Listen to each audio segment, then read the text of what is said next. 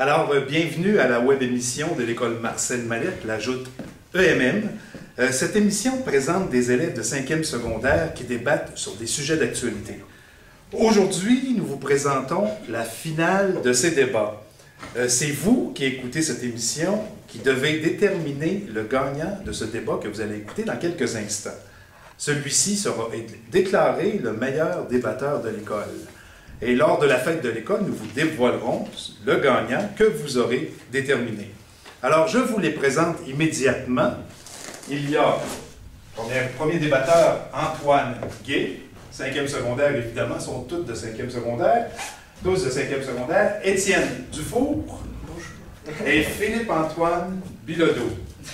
Alors, vous devez voter pour l'élève qui fera le meilleur débat que vous allez écouter dans quelques instants. Et pour ce faire, vous avez reçu ou vous allez recevoir un bulletin de vote. Pour bien voter, il faut d'abord écouter attentivement le débat. Et ce n'est pas un vote de popularité en passant. Ce n'est pas le gars le plus populaire de l'école. C'est à partir du débat que vous allez voter pour le meilleur débatteur. Et pour ce faire, vous avez quelques critères à respecter. Ces critères sont écrits dans votre bulletin de vote. La pertinence et la cohérence des arguments. Est-ce que les arguments sont bons, sont cohérents, logiques? La facilité de s'exprimer dans un bon français. Et troisième, le ton employé. Est-ce qu'ils sont naturels? Alors, si vous voulez bien, on passe au débat. Et la question qui sera débattue, c'est celle-ci. Est-ce que notre société rend les jeunes malades? Alors, bonne chance à vous trois. Et on commence par Antoine. En fait, la question de l'impact de notre société sur nos jeunes est très complexe. On s'entend pour dire que par société, nous désignons le Québec, étant donné que c'est où nous vivons, et que la problématique ainsi que les pistes de solutions seraient complètement différentes dans un autre pays. De plus, que voulons-nous dire par rendre nos jeunes malades? Dans ma perception, il s'agit tout simplement que la jeunesse est plus malade physiquement et mentalement en comparaison avec la génération précédente. À mon avis, notre société a tout sauf comme but, en fait, de rendre nos jeunes malades. Ce serait d'ailleurs d'une énorme absurdité d'affirmer ceci, alors nous savons tous qu'à prime abord, une société comme le Québec fait de son mieux pour l'épanouissement de sa population. Cependant, cela n'empêche pas pour certains jeunes en fait d'être malades, mais blâme-t-on le vrai coupable? La société d'aujourd'hui est plus complexe et offre beaucoup plus de choix, bons et mauvais, aux jeunes. Cela peut rendre leur cheminement plus laborieux, mais aussi plus enrichissant. Donc, en bout de ligne, je dis que la société ne rend pas les jeunes malades. Prenons l'exemple de l'éducation. Le Québec investit des milliards de dollars par année dans ce domaine. De plus, les études primaires et secondaires sont offertes gratuitement et les études supérieures sont les moins chères au pays. Nous voyons avec ces chiffres que notre société a tout mis en place pour le bien de sa jeunesse en termes d'éducation. Alors, comment expliquer que le taux de décrochage au secondaire des établissements publics au Québec soit de 29% en 2009? Une jeunesse peu éduquée est généralement plus vulnérable. La réponse serait-elle par le fait que notre société ait voulu investir dans la jeunesse en leur proposant des études accessibles? En fait, en faisant ça, elle a du même coup rendu les jeunes plus malades parce que plusieurs d'entre eux ont perdu la notion de l'importance de l'éducation en voyant comment ici c'est facile d'étudier. Le droit à l'éducation n'est pas le seul élément que l'on prend pour acquis au point de ne pas l'estimer à sa juste valeur. Nous pouvons penser au droit de vote avec un pourcentage de vote aux dernières élections provinciales très bas de 57,3%. Selon moi, beaucoup d'autres problèmes qui affectent les jeunes dans notre société est causé par le fait que l'on prend pour acquis et qu'on banalise plusieurs éléments d'une valeur inestimable, et ce, particulièrement chez les jeunes. Donc, c'est pas au point de vue de société, c'est au point de vue des valeurs personnelles. La société tente de les aider, mais personnellement, il y a certains jeunes qui, eux, vont pas utiliser ces valeurs-là et ces ressources-là à bon port. Merci beaucoup. Excellent. Oui, bonjour. Je partage l'opinion d'Antoine. Alors, je pense que la société actuelle au Québec, comme il l'a dit, ne rend pas les jeunes malades. Moi, je pense que les jeunes se sont toujours un peu sentis écrasés. Ils ont besoin de s'affirmer et de prendre leur place dans une société où les aînés prennent justement beaucoup de place. Alors, il ne faut pas confondre justement ces efforts qu'ils font là comme des maladies ou des choses comme ça. La situation actuelle au Québec, je trouve que c'est beaucoup meilleur que ce que ça a pu être dans le passé. On peut penser par exemple dans les années début 20e siècle, lorsque les jeunes devaient aller travailler dans des usines, des conditions horribles, ou un peu plus tard quand les jeunes garçons devaient partir à la guerre pendant que les filles n'avaient pas le droit d'aller à l'école pour aider la famille. Donc dans des situations comme ça, c'était beaucoup plus difficile que ce qu'on vit maintenant. Le Québec aujourd'hui, comme Antoine l'a dit, l'éducation c'est accessible, on prône des valeurs qui aident beaucoup les jeunes. En plus de ça, bien, il y a beaucoup d'institutions, de services, d'organismes qui peuvent venir en aide aux jeunes s'ils ont des problèmes. Je pense tel jeune, des choses comme ça, tu sais, c'est accessible 24 heures sur 24, 7 jours sur 7. Donc, je pense pas que la société rend les jeunes malades, mais même si c'était le cas, la société a quand même mis en place des institutions, comme je le disais, des services qui sont là pour leur venir en aide en cas de besoin. Alors, voilà. Merci beaucoup, Étienne. Alors, on y va avec Philippe-Antoine. Moi, je suis aussi d'accord avec vous, mais je ne l'ai pas vu sur le même angle. Premièrement, comme Antoine, je vais définir la société, mais je vais aussi définir le changement que la société a vécu. Parce qu'en fait, la vraie question présentement, c'est le changement de valeur de la société. On assiste présentement on met beaucoup l'emphase sur la réalisation personnelle.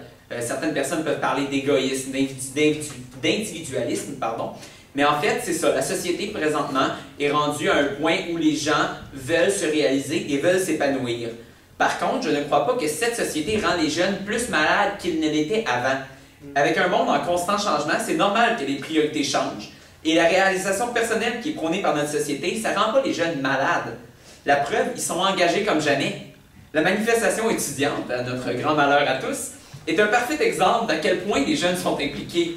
Une génération engagée et impliquée, même si cet engagement-là est différent d'avant, c'est une génération en parfaite santé.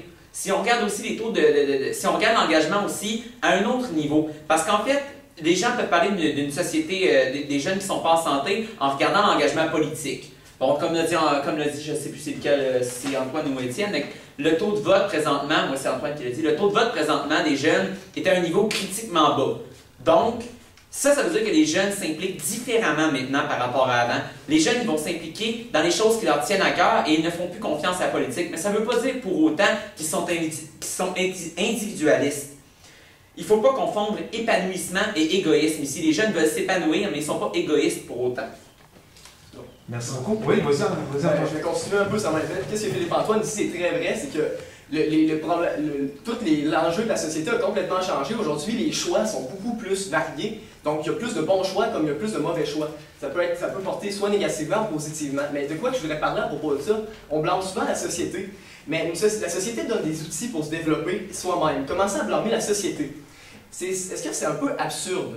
Je veux dire, la multitude de choix qui nous sont offerts par la société suscite une angoisse. Soit la liberté de choix et la responsabilité conséquente d'assumer les implications de nos choix.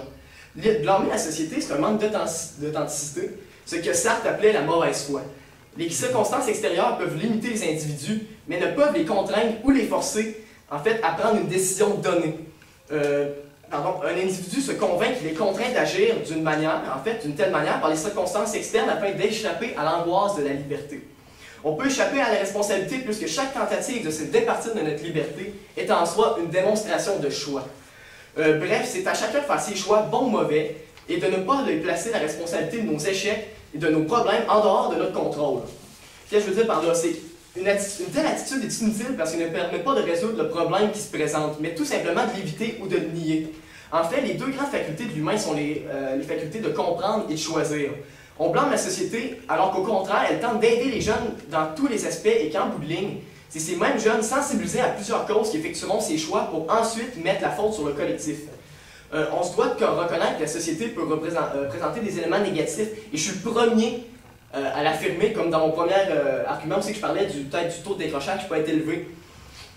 Mais en fait, cependant, on doit aussi... on se doit également considérer qu'il est dans notre devoir de discerner ces éléments négatifs, d'en faire la critique et de trouver le moyen d'y remédier. Encore une fois, le fait de percevoir la société comme une entité sur laquelle nous ne pouvons exercer aucune influence est une preuve de mauvaise volonté. On se prive nous-mêmes de notre capacité d'agir en accord avec nos valeurs. Oui, j'aimerais vous faire réagir. Oui. Ben, je suis vraiment d'accord avec toi, Antoine, ce que tu dis. C'est parce que les choses changent, les valeurs changent, la société change. Puis je suis sûr qu'il y a 50 ans, il y a 100, il y a 200 ans, on se posait exactement les mêmes questions. Ça dépend toujours justement de la société dans laquelle on vit. Et puis, je sais plus ce que je voulais dire. En fait, moi, je pense qu'en partant, la question de la société rend-elle les jeunes malades est un petit peu contradictoire en soi parce que les jeunes composent la société. Donc, si la société rendait vraiment les jeunes malades, alors il faudrait faire un procès parce que la société serait malade en tant que telle. Parce que les jeunes, je veux dire, c'est la société de demain. Fait que, est-ce que la société rend les jeunes malades? C'est difficile à dire comme ça. Du point de vue où on est, c'est sûr que le gazon est toujours plus vert chez le voisin. C'est sûr que les personnes plus âgées vont nous dire que c'était mieux dans leur temps. Mais nous, on vit très bien en tant que société. On a des problèmes. Il y avait des problèmes avant. Des problèmes ont juste évolué. Puis je pense pas que la société rend les jeunes malades.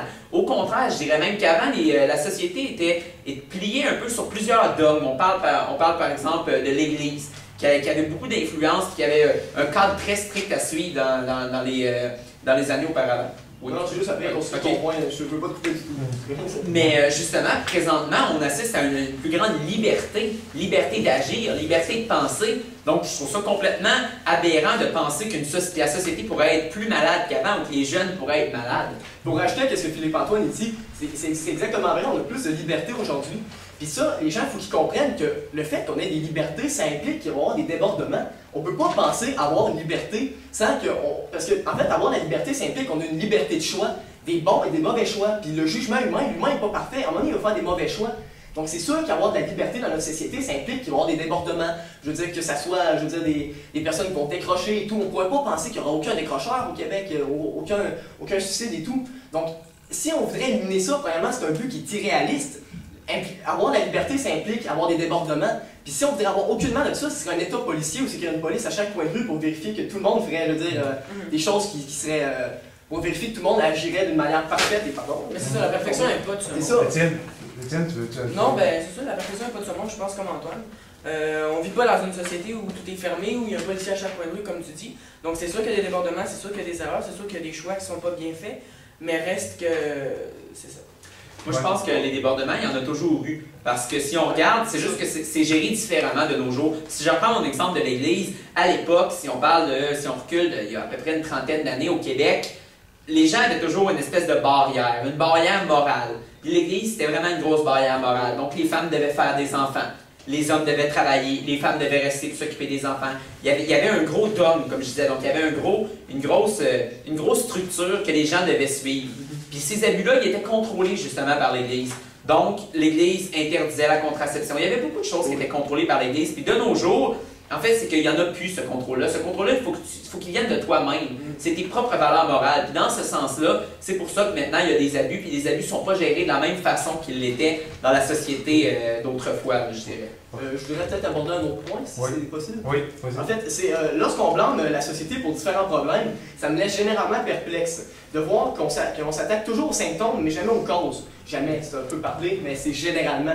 N'oublions pas que si nous voulons trouver des pistes de solutions, nous ne pouvons pas se limiter à déplorer les conséquences d'un problème qui est souvent causé non pas par la société en tant que telle, mais par la somme des circonstances et des volontés individuelles. Un gros problème qu'en enjeu se présente, c'est que le discours convenu tend à réduire le dit problème à seulement quelques facteurs qui remontent généralement pas à la source. Le dossier d'intimidation est un bon exemple. Lui qui fut très médiatisé suite au décès de Marjorie Raymond et qui fut rapidement réduit à quelques éléments qui nous ont permis de faire un examen rapide et de donner une bonne conscience en y trouvant une solution qui nous paraît durable. Ok, je coupe la parole, puis après ça... Ben, c'est juste pour, en fait, pas pour te contredire, c'est juste pour poursuivre là-dessus. Le problème au Québec, je pense que la société rend-elle les jeunes malades, la société est-elle malade, c'est que les gens oublient. Donc, il y a eu quelques années, il y a eu un gros désastre écologique dans le parc de la Vérandrie. Ça a fait les nouvelles pendant une semaine et demie. Personne qui en a entendu parler après. Marjorie Raymond, même chose. Cédrica Provencher, même chose. On fait un procès de société, puis une fois que ce procès-là est fait, on se rend compte, OK, il y a des problèmes. Mais on n'agit pas par la suite. Donc, c'est pas la société qui rend les jeunes malades, je dirais. La société en tant que telle a certains problèmes et on veut pas le croire. Puis comme dit Antoine, si on parle du capitalisme, qui est aussi quelque chose qui est arrivé un peu avec le temps, le capitalisme, en fait, est une réponse à des problèmes qu'il y a eu à l'époque. Donc, si on juge que le capitalisme est dépassé, même si je crois qu'au Québec, on est beaucoup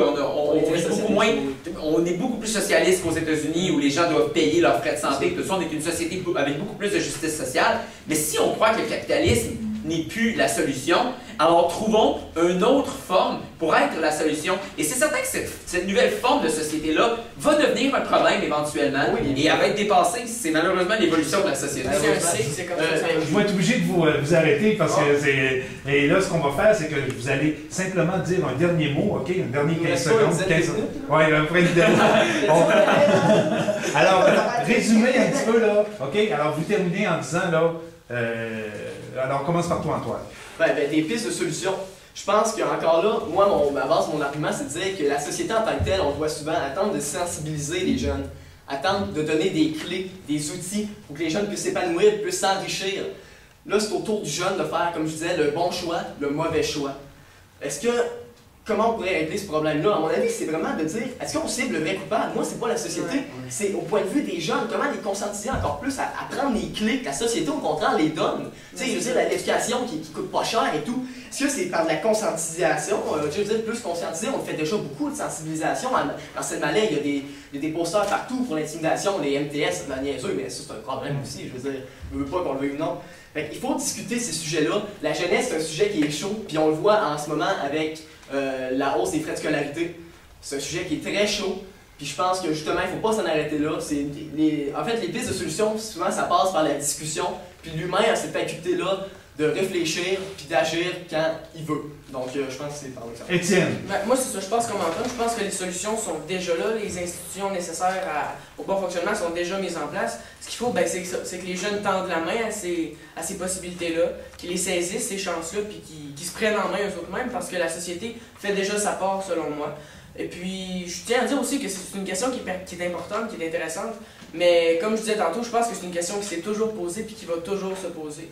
Présentement, on vit dans une société, non, qui n'est pas parfaite, mais qui quand même, comme je le disais, donne accès à beaucoup d'éléments importants pour un jeune.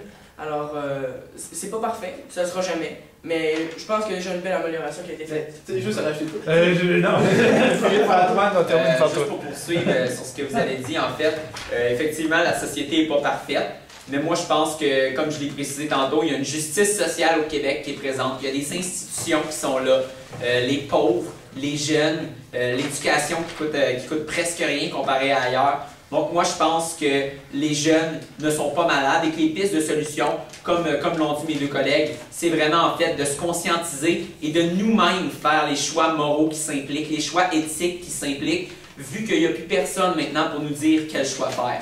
Donc moi, je pense que c'est vraiment ça la solution. Si on s'enligne vers une société individualiste,